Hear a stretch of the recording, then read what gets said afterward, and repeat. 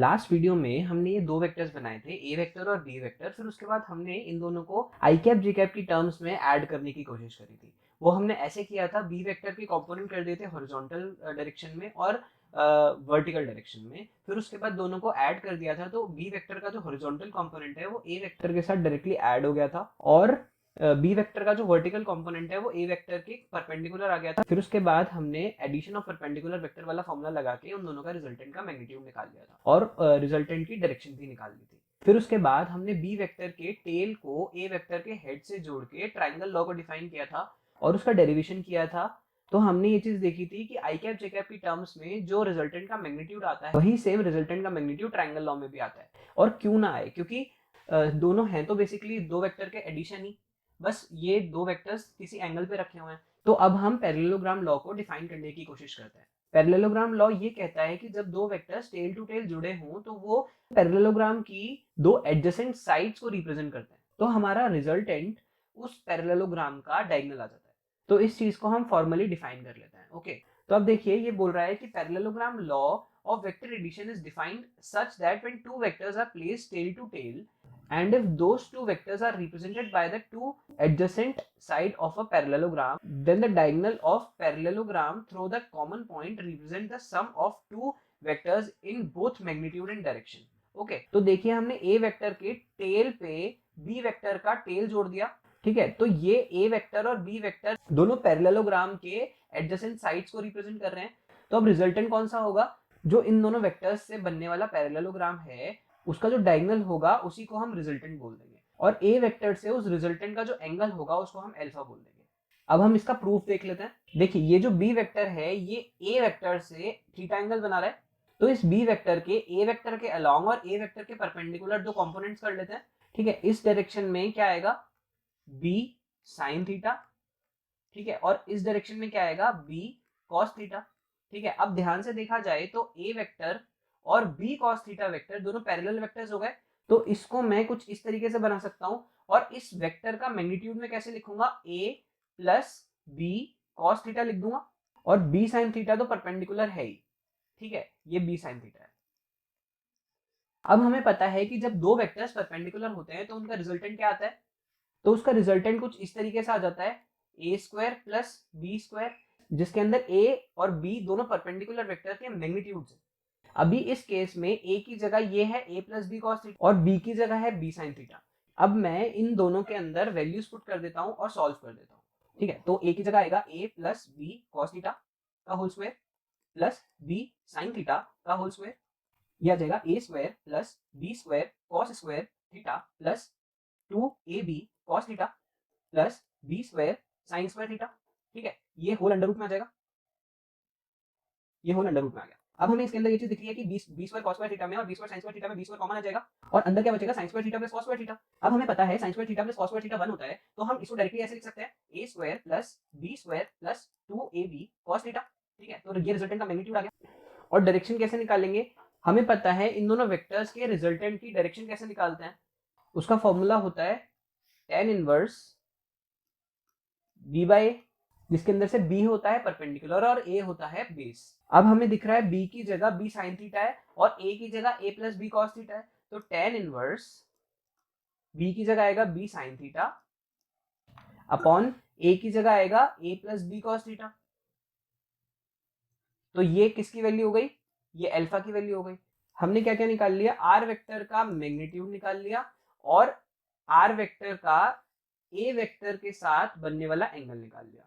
ठीक है, अब आप ये पूछोगे कि सर आपको कैसे पता चला कि जो डायगोनल होता है पैरेललोग्राम का वो ही इन दोनों वेक्टर का रिजल्टेंट होता है? तो मैं बोलूंगा कि हमें पता है पैरेललोग्राम की ऑपोजिट साइड्स इक्वल होती है। ठीक है, तो अगर मैं बी को उठा के यहाँ पे रख दूं तो क्या ये ट्राइंगल लॉ बन रहा है? फिर हमें दिखेगी कि बी और ए दोनों ट्राइंगल लॉ से ऐड होने की कोशिश करेंगे। हमें ये चीज तो पता ही है कि जो ट्राइंगल लॉ में रिजल्टेंट आता है वो फर्स्ट वेक्टर के टेल से सेकंड वेक्टर के हेड तक आता है। ठीक है, तो रिजल्टेंट यही आएगा। समझ में आती है बात? चलिए अब ये इलस्ट्रेशन करके रैप अप करते हैं इस वाले सेशन को। There are two vectors whose magnitude of addition is 8 unit. इसका मतलब रिजल्टेंट का मैग्नीट्यूड 8 यूनिट्स दे रखा है and makes 37 degree with the horizontal vector. मतलब हॉरिजॉन्टल में भी एक वेक्टर है और उससे जो रिजल्टेंट है वो 37 डिग्री बना रहा है। whose magnitude is 10 units। इसका मतलब हॉरिजॉन्टल वेक्टर की का मैग्नीट्यूड 10 यूनिट्स है। Find the angle of the second vector with the horizontal and its magnitude. ठीक है, तो समझने की कोशिश करते हैं। हमें ये बोल रहा है हॉरिजॉन्टल में कोई वेक्टर है जिसका मैग्नीट्यूड है 10 यूनिट्स। ठीक है, 10 लिख देते हैं इसको। और ये बोल रहा है कि जो रिजल्टेंट है वो 37 डिग्री पे 8 यूनिट्स आए। तो ये रिजल्टेंट आ जाएगा जिसके अंदर से ये 37 डिग्री है और इसका मैग्नीट्यूड है 8 यूनिट्स। अब हमें पूछ रहा है कि हम 10 के अंदर क्या चीज ऐड करें और किस एंगल पे ऐड करें ताकि 8 उन दोनों वेक्टर्स के एडिशन का रिजल्टेंट बन जाए। अब हम एक काफी इंटरेस्टिंग सी चीज देखने की कोशिश करते हैं कि दो वेक्टर्स का रिजल्टेंट कहाँ कहाँ आ सकता है। दो वेक्टर्स मान लेते हैं, ये कोई एक वेक्टर है और ये वेक्टर है। हमने पैरेललोग्राम लॉ में देखा था कि इन दोनों वेक्टर्स का जो रिजल्टेंट है वो हमेशा इस डायरेक्शन में ही आएगा, डायगोनल के अलोंग ही आएगा। हम इस चीज को लास्ट वाले डिस्कशन से कंक्लूड कर सकते हैं कि हमेशा अगर दो vectors tail to tail join हैं तो उन दोनों का रिजल्टेंट उन दोनों के बीच में ही आएगा। तो अब हम सेकंड वेक्टर का ये चीज अज्यूम कर लेते हैं कि वो इस डायरेक्शन में कहीं होगा, क्योंकि रिजल्टेंट हमें 8 बनाना है जो कि इस वेक्टर और इस वेक्टर के बीच में ही आएगा हमेशा। और हम ये वाला एंगल थीटा मान लेते हैं।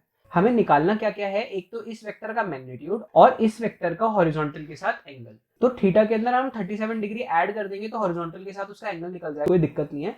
और हम इसका मैग्नीट्यूड लिख देते हैं, मान लेते हैं इसका मैग्नीट्यूड है x। अगर मैं बोलूं x वेक्टर का कंपोनेंट में 8 की डायरेक्शन में कर देता हूं और 8 की डायरेक्शन के परपेंडिकुलर कर देता हूं और 10 के साथ भी सेम यही चीज करता हूं। इसका मतलब मैं बोलूं कि मैं इन दोनों डायरेक्शंस में 10 का और x का कंपोनेंट कर देता हूं। फिर उसके बाद देखना एक इंटरेस्टिंग चीज बताऊंगा। हमें पता है कि हम 10 का और x का 8 की डायरेक्शन में और 8 की डायरेक्शन के परपेंडिकुलर डायरेक्शन में कंपोनेंट कर रहे हैं, तो ये वाला एंगल 90 डिग्री होगा। अगर ये एंगल 37 है तो ये 10 sin 37 होगा और ये 10 cos 37 होगा। ठीक है, ऐसे ही x का कर लेते हैं। x का 8 की डायरेक्शन में कंपोनेंट क्या आएगा, x cos थीटा। तो इन दोनों को मैं ऐड कर देता हूं क्योंकि दोनों पैरेलल वेक्टर्स ही निकल के आएंगे। तो यहाँ पे x cos थीटा और x का 8 के परपेंडिकुलर कंपोनेंट क्या आएगा, ये वाला आएगा। इसका मैग्नीट्यूड क्या होगा, x sin थीटा। ठीक है, अब हमें पता है कि हमें रिजल्टेंट इसी डायरेक्शन में निकालना है जो कि 8 है। तो इसका मतलब 8 वेक्टर के डायरेक्शन के परपेंडिकुलर जितने भी वेक्टर्स होंगे उन सबका सम इज इक्वल टू 0 होगा, क्योंकि हमें रिजल्टेंट 8 की डायरेक्शन में निकालना है। तो 8 की डायरेक्शन वाले जो हैं ये दोनों ऐड होके इक्वल टू 8 हो जाएंगे और ये वाला बराबर हो जाएगा एक दूसरे के। ठीक है, ठीक है। तो मैंने क्या बोला था कि 10 cos 37 plus x cos theta बराबर 8 होगा। मैं बोलता हूं ये 10 इंटू cos 37 की वैल्यू क्या होती है, 4/5 प्लस x cos थीटा बराबर 8। ये 5 से ये 2 टाइम्स गया तो यहाँ पे हो गया 8 प्लस x cos थीटा बराबर 8 आ गया। इस 8 से ये 8 कट गया, this implies x cos theta बराबर 0 आ गया। ये चीज ध्यान देने वाली है कि x तो 0 हो नहीं सकता। अगर दूसरे वाले वेक्टर का मैग्नीट्यूड ही 0 आ गया तो जो रिजल्टेंट आएगा वो इसी डायरेक्शन में आएगा। ठीक है, तो इसका मतलब x तो कभी भी 0 नहीं हो सकता। यहाँ पे cos थीटा को 0 होना पड़ेगा। This implies cos theta is equal to 0। तो थीटा इज इक्वल टू क्या आएगा, 90 डिग्री। समझ में आती है बात। अब दूसरी इक्वेशन क्या थी, x sin थीटा बराबर 10 sin 37। तो दूसरी इक्वेशन से x sin थीटा बराबर 10 sin 37। थीटा की वैल्यू मैंने 90 निकाली थी, तो x इंटू साइन 90 क्या होता है 1 is equal to 10 into sine 37 क्या होता है 3/5। तो ये कट जाएगा 2 टाइम्स,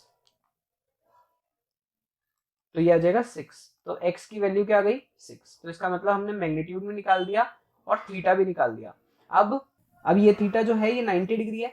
इसका मतलब हॉरिजॉन्टल से जो दूसरा वाला वेक्टर है वो 37 प्लस 90 डिग्री बना रहा होगा। ठीक है, तो ये कितना आ जाएगा 7 9 प्लस 3 12, तो 127 डिग्री आ गया। समझ में आती है बात। अब इसको ध्यान से समझने वाली बात ये है कि हमको रिजल्टेंट दे रखा था और हमें उस रिजल्टेंट से दूसरा वेक्टर निकालना था। तो हमने क्या किया, रिजल्टेंट के अलोंग और रिजल्टेंट के परपेंडिकुलर डायरेक्शन में दोनों वेक्टर के कंपोनेंट कर दिए तो अलोंग वाले कंपोनेंट तो ऐड होके 8 के बराबर हो जाएंगे और परपेंडिकुलर कंपोनेंट्स ऐड होके 0 हो जाएंगे।